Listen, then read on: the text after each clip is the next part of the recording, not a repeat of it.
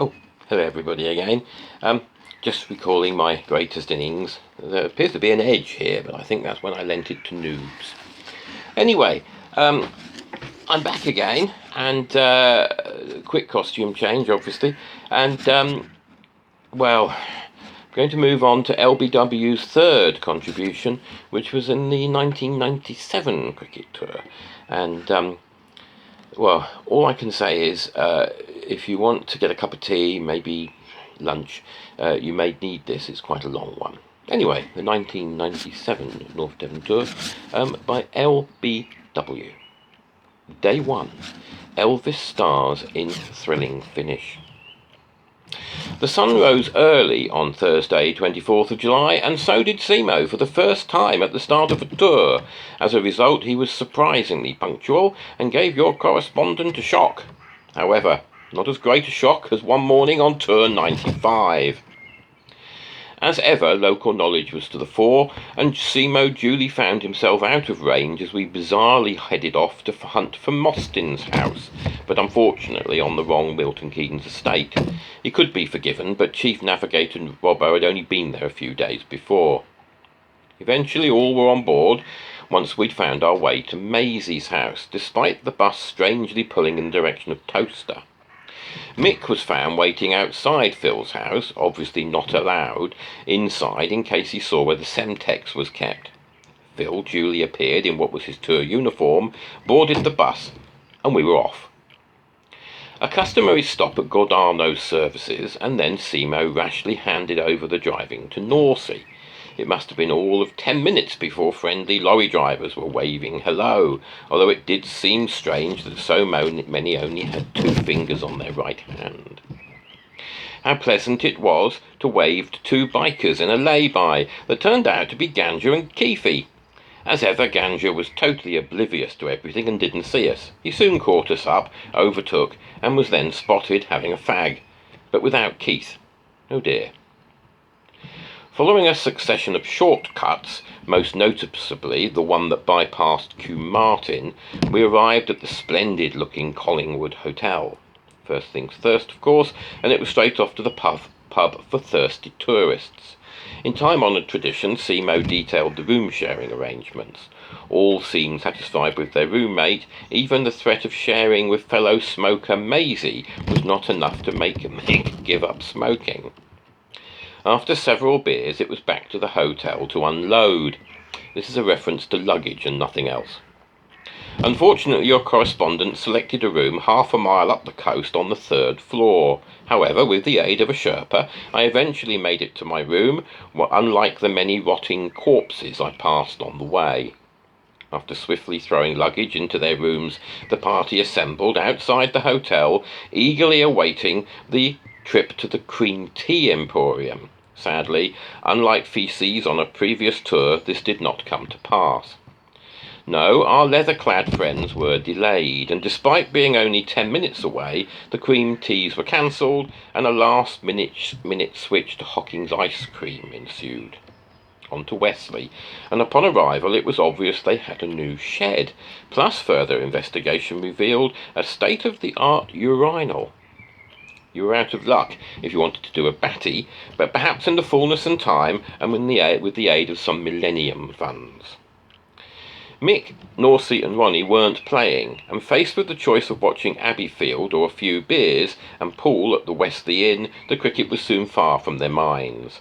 However, the trio did return later, along with some football-like chanting and card-waving. Your correspondent believes that this sort of behaviour is out of place and in no way wishes to be associated with it, and is glad to have the opportunity to put the record straight on that. Your correspondent had sampled a shandy or 2 during the day, but watching the game's conclusion made him wonder if he'd had something stronger. The first tour match in 1995 had witnessed similar rowdy behaviour, but at the time Elvis led the side to defeat. However, this year he was smiting 4s all around, and indeed helped win the game. Pass me the gin. So a winning start, 1-0 to Semo in the sibling rivalry stakes, and off to Wesley Inn to celebrate. And if there weren't enough reasons to rejoice, entering the Wesley, in the nicest possible way, revealed the fish. He'd swum round the coastline in record time to be reeled in at North Devon. Everyone was drinking, and even Mick and Norsey relented and partook of an ale. Having demolished the buffet in addition to the opposition, it was off to our temporary home. Your correspondent feels that the party spirit wasn't quite there, and the atmosphere was subdued. This can, in all probability, be put down to the two big shocks of the day. Firstly, the surprise win, and secondly, Wesley asking to borrow one of our players for their game on Sunday. After asking a number of people, including Anna, they came around to Bob, and he said yes. Bob was to be James Pickersgill. What a difference 2 years can make to a man's appearance. A few late beers were quaffed at the bar, and after some betting on what Maisie would be wearing the next day, it was off to bed. Day 2. Ronnie stars in the Devonia Bell. Your correspondent had a rude awakening. No gay bell ringers this year, but gulls, bloody seagulls. The only consolation was that these uninvited guests crapped outside the bedroom. After a swift bath, I rendezvoused with Fish and went down to breakfast.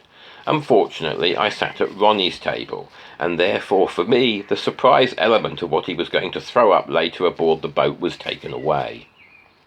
Maisie was an early arrival at breakfast, and day 2 revealed that he had packed a second green jumper and t-shirt, second pair of black socks, and second pair of white shorts. After big payouts all round, there was a feeling that the odds for day 3 would not be so generous. After brekkie and some general meandering, it was off to the quayside. Chilts was an early surprise in that he surfaced before midday, and was willing and indeed able to partake of the boat trip. Only Elvis missed the trip, but this was consistent with 1995. Not all things were as consistent in 1995. A little after 10:30, and the Devonia Bell was on her way in very calm weather. However, there were one or two who did not find it so calm, stepped forward or to the side, a port side to be precise. Ronnie! Yes, up came breakfast, and to transpose and paraphrase the words of another famous correspondent, I counted it all in, and I counted it all out. The only thing I missed was the dead sheep that Ronnie threw up some 30 minutes or so into the journey. The sight of Ronnie being ill transformed Chilts, who went from looking very green around the gills to having the broadest grin you've ever seen. Most strangely, the fish appeared to be struggling towards the end of the journey, but this can only have been my imagination. Others seemed okay, like Mick, who decided to have a few cans to quell his queasy stomach. Once back on shore, it was off to lunch in Ilfracombe. I decided to lunch with Semo, Robbo, Norsey, Fish, Noobs and Maisie. For most, ordering lunch is a fairly straightforward affair, unless you're Phil May. When ordering his meal, he made some obscure remark about getting a salad, but didn't ask for it directly. After his meal arrived without a salad, Phil explained to the waitress that he'd wanted one, and that he'd used double irony. Of course, how could the waitress be so stupid as to not spot the double irony? After all this double irony, time was moving on, and concern was expressed about meeting the deadline for the par 3 golf, but Semo was calm and reassuring. "We're only 10 minutes away," he said. Indeed, there was time for a pudding. With Semo, there's always time for a pudding. Back at the bus, the rest of the party were waiting, and seemed concerned that the double irony diners were a little after the agreed time. However, Semo soon reassured them, as he had us, we're only 10 minutes away. Everyone got their kit, and we were on our way to Chumley and par 3 golf. It was a strange 10 minutes in which we listened to nearly all the post-lunch session of the second day of the test. Eventually we arrived, and the party sorted itself into groups. The first group included Maisie, who now decided to indulge in some 9 irony by teeing off at the first but landing the ball on the 9th. He then had the audacity to pretend he'd got confused. Shot of the day belonged to Anna, who not only aimed a shot at Bob, but timed her warning to perfection as Bob turned round to catch one right in the chops. Had she upped the insurance premiums, I wonder? Following curtailed golfing activities, it was off to Beeford for the evening's game, a 30 overs a slide slog with Ronnie and Norsey opening. The openers were stifled on two fronts. The first, good bowling in difficult conditions, and secondly, the umpiring. Many wides were bowled but not signalled as Bob was struck down with rigor mortis. Although your correspondent can happily report that this affliction had passed once Bob was back in close proximity to a bar. Sadly, this game was to be lost, and your correspondent feels that the captain did not consult fully enough with his vice-skipper. His advice would surely have turned the game, but we'll never know. Unfortunately, there was again rowdy and boisterous behaviour, this time from Geezer. I can only reiterate my earlier comments about how unacceptable this is, especially on the second day of a tour. Defeat was soon forgotten as we arrived at the local and Seymour was left to park the bus, whilst the rest ran inside for a beer. Scoggy duly dished out the day's fines, and after a few more beers it was off to Bideford for curry and clubbing. Once there, the clubbers went off, and the curriers mostly went direct to the curry house, apart from those who wanted to check out some local hooligans causing some excitement. Mick, Noobs and Susan were already in the curry house. Mick had taken the opportunity to don a horrible orange shirt, just like Elvis's one. However, Elvis was too busy dancing to the Blind Date theme tune at the nightclub to appreciate it. Poppadoms, pickles, danzag, jalfrezi. These are some of the words that can follow the famous and not at all monotonous song that Geezer knows so well. The lyrics are reproduced here. Tim Rice, eat your heart out.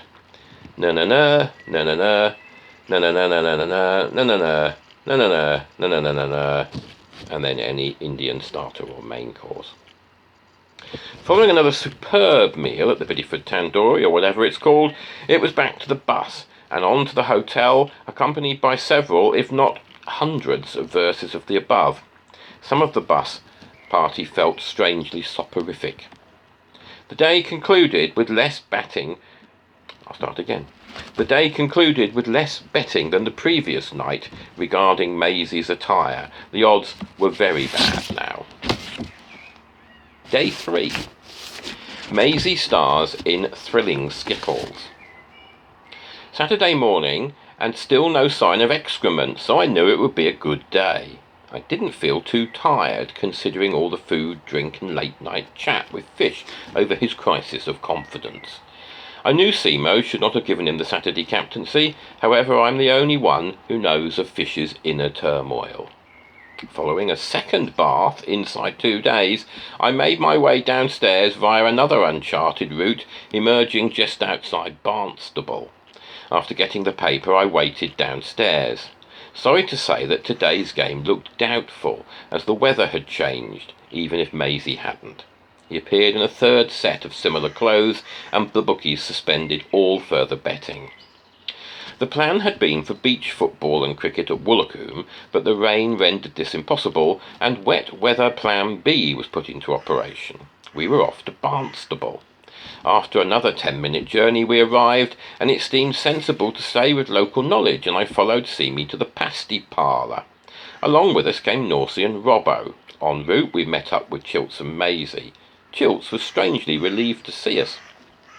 What a place the pasty parlour is. You can get all manner of pasties in there. Most went for either a traditional or beef pasty. However, Maisie did consider an asparagus pasty, decided against it in the end because he was afraid of leaving a tip. Fun and games also when ordering drinks. Robbo opted for an espresso, and Maisie said, "I'll have one of those." When it arrived, he then complained about only getting half a cup. More double irony, Norsey requested a water, and Seymour joked a hot water. The waitress then asked, "Did you want hot water?" Double irony. A quick stop en route to the bus was made for a swift pint. Surprisingly, other tour party members were already there. Once back at the bus, there was a slight delay whilst awaiting Ganger's return. from an obscure record shop. Bob was slightly more relaxed about this as he swigged liquor from a bottle in a brown paper bag. Newton Tracy's ground appeared as though a Spanish trawler had got there ahead of us, not a soul in sight. However, given the Oppo's laid-back approach, this was not surprising. Eventually they turned up in dribs and drabs, and of course the grinning Simon Gear. His grin broadened even more when he learned that Simo and Norsey weren't in today's team. The start was delayed for about 30 minutes, and then we were away. With Abby fielding first, everyone held their collective breath as Bob ran in to bowl the first ball. Sadly, there was to be no throw to square leg, followed by a forward roll with 2.5 pike. A very ordinary delivery resulted. In fact, you just can't rely on anybody these days. The non-playing contingent were keen to visit some local alehouses, however delayed to watch Mr. Gear bat his way to another almost certain 50. However, this was not to be, and he was out in the 40s, with the fish selfishly taking the wicket. With very little else to retain our interest, surely now was the time for a swift beer or two. Well, it would have been, but unfortunately someone mentioned the magic word to Simo, tea. The Carrot Cruncher's exact words were, "I thought you were staying for tea, we've made enough for 18 of you." The words red rag and bull sprang to mind as Simo declared, "We must stay for tea, and it's very good here." That was it. Matter settled, discussion closed. We all duly stayed for tea, and I must say it was rather good. The non-playing contingent and myself never did get to the pub before close of play. It fizzled out into a draw, as Simo spent the post-tea period in the van doing the day's fines along with Norsey. Simo was indeed later fined himself for cruelty to animals. This was as a result of weeing behind the van, thereby arousing the interest of a local sheep who looked optimistically at him, only to see Simo withdraw the offer. A group of tourists decided to walk down to the local. However, Simo did not explain to Robbo that this would be like an obstacle course, and Phil nearly crippled himself when climbing a barbed wire fence. Janet assures me that Phil doesn't normally look in so much pain when he gets his leg over. Ultimately, everyone arrived safe and sound at the pub. After the most amusing finds of the tour from Simo and Norsey, there was time for the buffet before a friendly game of skittles. This year, Newton Tracy didn't fancy playing due to either still bearing the scars from previous encounters or their not being telepathic. The skittles were going rather well, with the scoring and general administration being performed in headmasterly fashion by Maisie. Now, a beer just doesn't appear at will, if only. No, someone has to go to the bar and get it. However, this was lost on the head, who became increasingly irritable if a player wasn't there immediately to take his turn. Indeed, lives were forfeited as a result. It's unclear whether Maisie thought we were paying for the skittles by the hour, but in his haste to finish the game in record-breaking time, he withdrew himself from the competition, with only 4 people left in it. This achieved 2 things. 1, it ruined the Skittles challenge, and 2, got Simo mildly cross. Only the absence of custard from a pudding had previously seen Simo get mildly cross. Well done, Maisie, another first. After this disappointment, all were soon aboard the bus. However, spirits lifted following vocal support for our leader, and there was a jolly good sing-song on our return to the hotel. Music lover Bob decided that we had had one Blue Oyster Cult track too many, and Mick's tape was rendered unplayable single-handedly. However, upon our return to the bar, we met Colin and Mandy with what looked like a mobile phone. However, it was in fact young Oliver's baby monitor, and Mandy explained it was there in case she felt in need of some intelligent conversation, something she couldn't get from Colin. A terrific atmosphere had developed in the bar, despite the lack of gambling activities. After several more beers, it was off to bed. Day 4. Maisie loses his voice, but not the sense of the absurd. No bath today, but arrived downstairs. Excitingly, was to see excited chat amongst many of the tour party. My instincts told me that the bookies had mistakenly shut up shop early and that Maisie had changed into a different outfit. Strangely, this proved not to be the case, as Maisie emerged in a fourth set of identical clothing. It transpired that, as one might expect with such an old building, a trouserless ghost had been stalking the second floor of the hotel. Apparently the apparition resembled a once great, but now slightly sluggish all-rounder. Folklore has it that the spirit gives out cries of, no more fish, I can teach you no more." The only answer for this sluggish ghost is exorcise. I met up with Robbo, Norsey and Mick for a couple of early morning coffees before foolishly agreeing to climb to the top of the hill opposite the hotel. Halfway up, we turned to look back at the hotel and saw Maisie waving from his bedroom window. At least, we thought it was Maisie, but doubts were cast as when we got to the top of the apples and pears, a stunt double of Maisie appeared. Two Maisies? Surely not. Maybe, but only one voice, and that was going. Our spirits lifted with the clouds, and a beautiful day beckoned. Following a return to sea level, we met Oliver, and what a great little lad he is, always smiling and happy. What had Colin put in his bottle? A quick go at the amusements, and then a meet at the bus for the onward journey to Bideford. En route, we passed the ground where Bob was to play for Wesley later in the day. It looked okay, but Bideford's was to prove a most pleasant ground, with numerous, a few, spectators. In the meantime, lunch was taken in Bideford, mostly in the King's Arms. Here one could get a pint of old-timer, and maybe, one day, even a pint of TC. Following lunch, Simo took Bob off to the Wesley game. Anna sensibly opted to watch the better game and stayed behind. However, I have to say that Chilts went off to the Wesley as well. No loyalty to the Abbey. Having left the company, he now deserted the cricket team too. Shame, shame. A variety of vehicles arrived at a variety of times at Bideford's splendid ground. Unfortunately, we should have started at 2 o'clock, but thought it was 2:30. Never mind, we eventually got going on our 40 overs a side game. Norsey and Robbo opened the batting and were going well until what your correspondent viewed as an outrageous L.B.Doubleyew was given by Maisie. I can only assume a sea mist must have engulfed him at the same time. However, the team rallied from this to post a score of 205, with Geezer, Ronnie and Fish making major contributions. Abby Julie went on to win the game, due to some splendid bowling from Simo, at one time on a hat-trick, and in spite of some demented left-arm spin from the skipper. It is pleasant to note that we were able to shower after the game. Even your correspondent has one, as he'd not bathed that morning. The party moved swiftly into the bar. Swift is not a word one would associate with Mick's fines, which did eventually finish, and Fish was able to bid us all farewell and swim off into the horizon. The Kent boys were socialising heroically when the rest of the party threatened to leave without them. Disgraceful, say I. Eventually they made it on board, and it was back to Bideford town centre for yet more beers.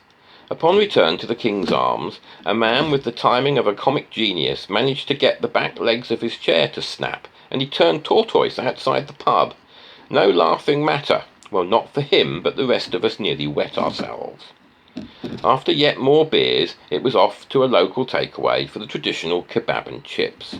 Delicious, unless you're Elvis, who had to go off and chew some grass somewhere.